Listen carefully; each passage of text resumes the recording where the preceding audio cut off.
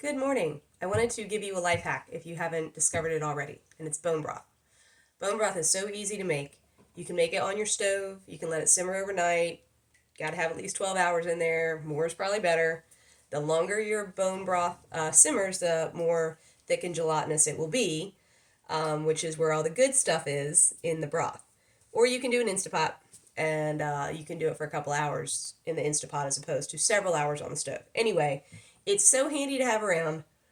You can freeze it.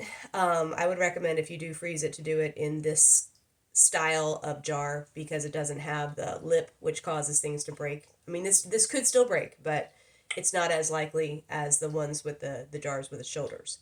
You can do it in there. You can do it in ice cube trays, so you only have to pop out a couple at a time if you don't need that much broth. And when you're done making the bone broth, that's good for the humans. I like to put it in the dog food too because Dot is sometimes a really picky little eater.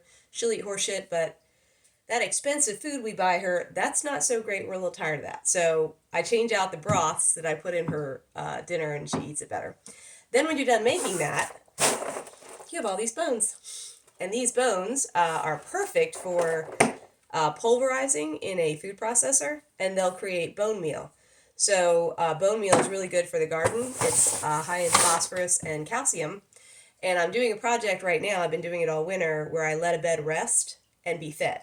So this bed is growing nothing, and all winter long I have put our kitchen scraps, vegetable cuttings, all of that stuff, not meat, nothing with a meat protein based anything. You'd use like greens and paper towels, biodegradable stuff, and it's going to feed the bed. So pretty soon I'm going to pulverize these and also add them to the bed that's resting.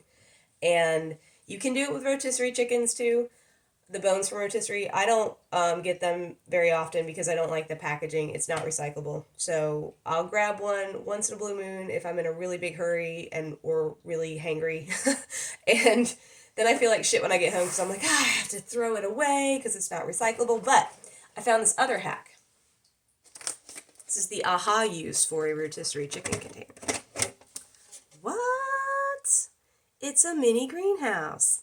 So, I've started herbs in this. These stack really nicely under your sink so they don't really get in the way, and it's just another way to keep things out of the landfill. Anyway, please give bone broth a try. It has saved my whole world, and made life easier, and it's good for you.